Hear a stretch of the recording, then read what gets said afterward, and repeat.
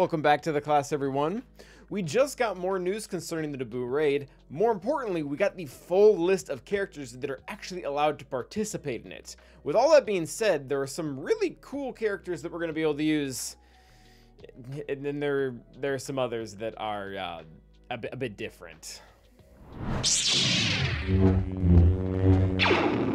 So with that being said, the whole point of today's video is to do one thing, but to do it twice.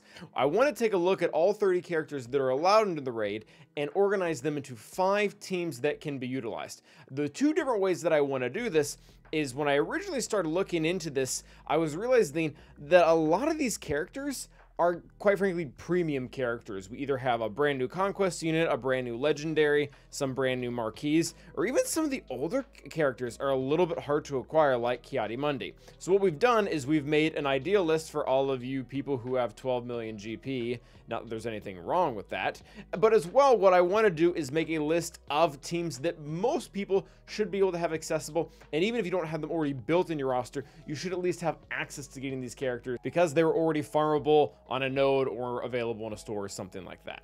Now, one of the things that is going to really define the more budget option of building our 5 teams is the fact that we're going to be splitting the dark side characters into 2 teams rather than condensing them into 1 super team. And I think this is actually going to have legs. I think it could really be good depending on how certain things shake out. Obviously, we only know once the raid gets here and we can test things. But running a Nuke Gunray lead alongside Darth Sidious and Darth Maul seems to be a formidable option. One of the reasons why this is possible in the first place is because when we go to the notes that were in the post that I talked about that has all these characters listed, is the fact that Darth Sidious is essentially getting a full-on rework so that he can work specifically with Separatist allies. He doesn't really have any Separatist parts in his kit, it's not in his tags, it's not in anything else, but they're going to let his leader ability be at max rank apply to Separatist allies if he is not in the leader slot. So what they're really trying to do is they're trying to push you into a situation where Nuke Gunray is leading Darth Sidious, because right now he's really the only Separatist leader that can be used in the event at all. All the other characters are either not Separatist or not leaders, mostly being a lot of the other droids. Now you get all these juicy bonuses, and quite frankly these do look pretty good, and I don't want to give these up. So what this is going to do is it's going to confront us with one of 2 realities. We either need to use Newt with the 2 Sith and some droids, or just the 3 of them and use the droids in their complete only other team. And I think this is going to be one of the better budget ways to do it, because you kind of get the best of both worlds.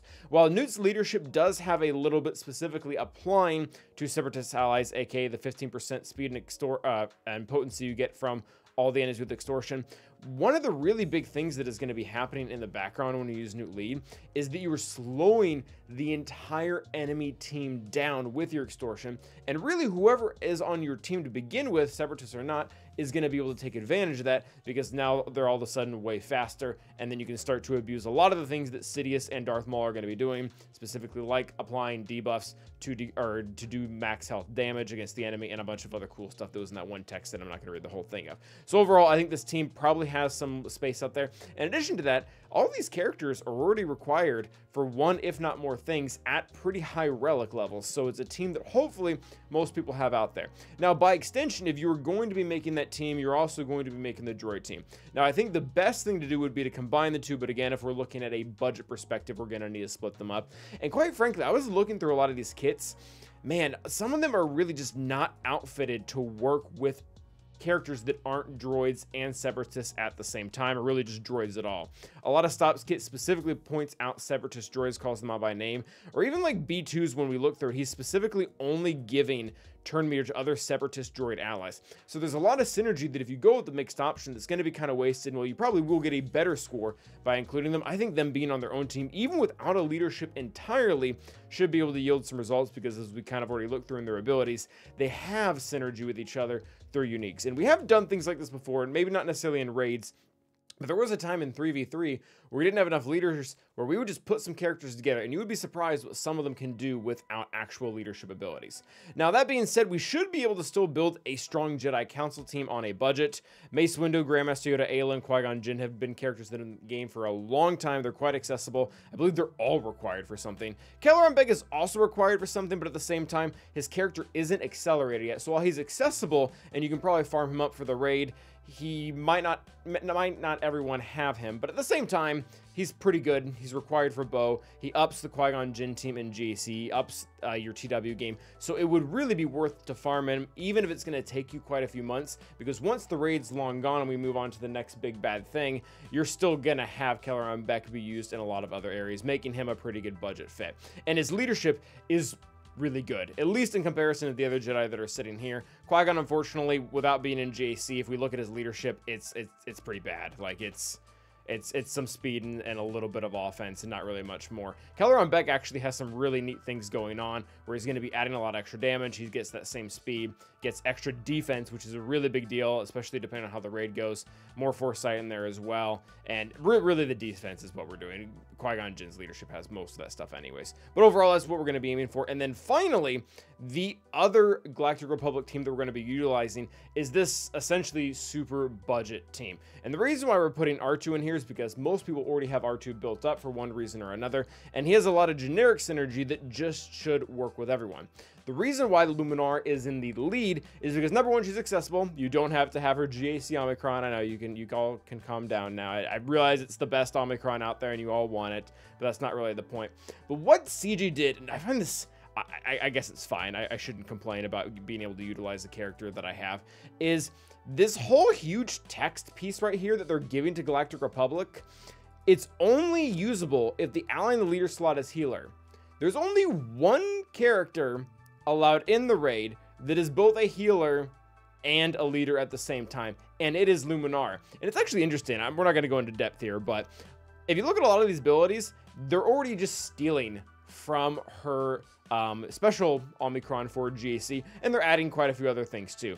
She's being able to be used to a much greater extent, not only because she matches all that criteria, but there's some other things going on in the raid that really leverage characters who are giving healing over time, of which Luminara does that both in her leadership as well as her special. Now, one of the things that her leadership, or how her leadership spreads healing over times, is when other allies get buffs. Shakti notoriously gives offense up to all allies, regardless of who they are. If they're a droid or a dark side, it doesn't matter. She gives it to them, so you should have a good supply of this.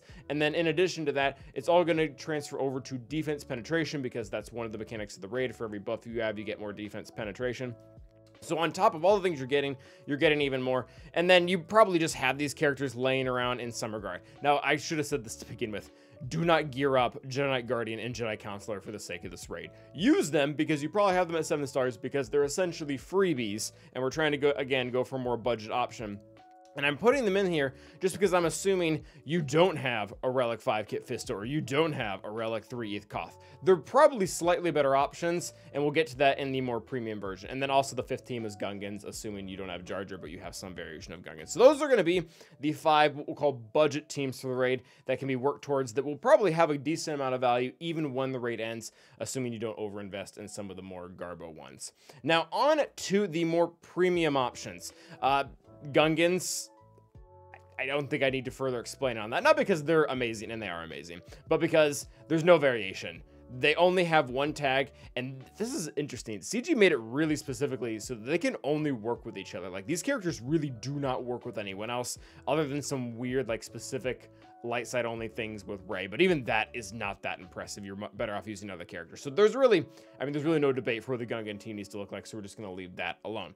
Next up is going to be Queen Amidala, and obviously you're going to want to use her with the 2 Jedi she was specifically outfitted for. There's no specific raid synergy exactly there with them, other than the fact that they actually do get raid bonuses because they're heroes or whatever. But that's just how the team works. They have a lot of cross synergy. Now I have added R2-D2 in here just because we're going to be going for 2 other Jedi teams down below, and it would be better to leverage the Jedi in those positions because they get a lot of extra bonuses, whereas R2 can just be a nice stat increaser for this team.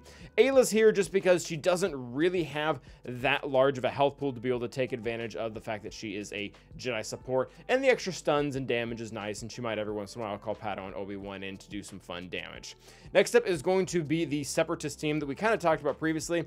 Same exact concept for Nute Gunray, Darth Maul, and Darth Sidious as we talked for before, but B2 and B1 have the most generic synergies that I think are going to help them out the most. Maybe I'm wrong, maybe it'll end up being Droideka. I was actually really disappointed in, like, how little Stop is able to do outside of General Grievous. Don't get me wrong. He is amazing with General Grievous, with all the things that he's bringing to the table.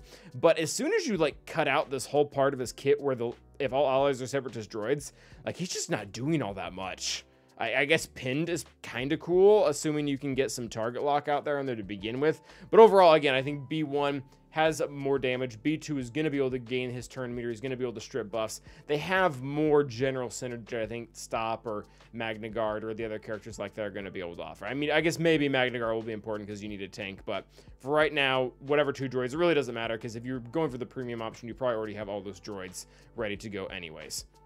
Now, next up is going to be the premium Luminara team. She's still going to hold her position as leader for reasons previously explained, but assuming we have a more filled out roster, we're going to be able to take advantage of a wider selection of characters. Now, the reason why we're going to be using Grandmaster Yoda specifically in here with Luminara is because he spreads a ton of buffs to the rest of the team, meaning more healing over time, meaning we're going to be able to double down on the buffs and use even more defense penetration from everything that is going on from the raid abilities. Now, Kit Fisto is going to play an interesting part here, and again, you would have to have him Relic to be able to want to use him this way.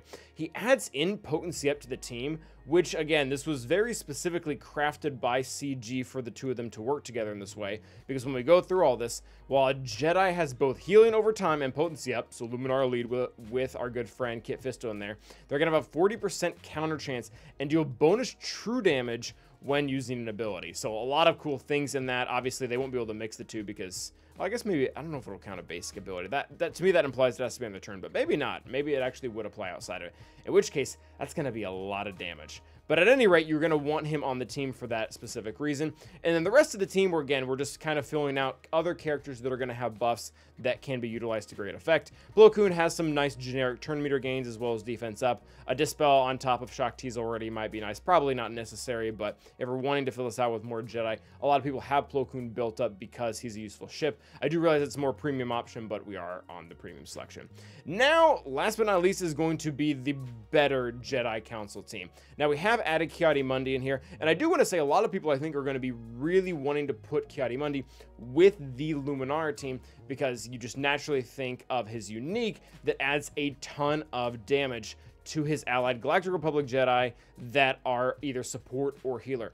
And while that's true, there's nothing really unique about Luminara that is allowing that to happen under her leadership. If you put him with 2 other sports like Qui-Gon Jinn or Eth Koth, they're going to be able to do the same things. The bonuses, the extra bonuses that you get for being a support or a healer in here, they're not specifically capped to this portion of what is essentially Luminara's new leadership. They actually still get the 50% extra max health for being for being a Jedi healer or support, regardless of which leadership they're under. So you're still being able to take advantage of that despite the fact that you're not putting them under Luminara lead. So Ki-Adi-Mundi being there with Kelleran Beck, adding even more value to his team. Mace Windu, obviously, who's very accessible and very good. And then again, these 2 characters, purely just for being support, they get that huge health bonus from the modifier from the raid.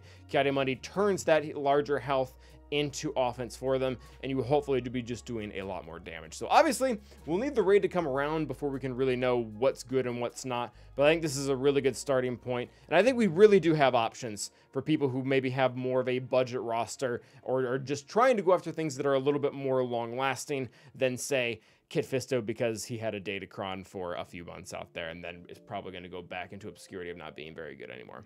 Thank you guys for watching. Let me know what you think, and as always, stay awesome.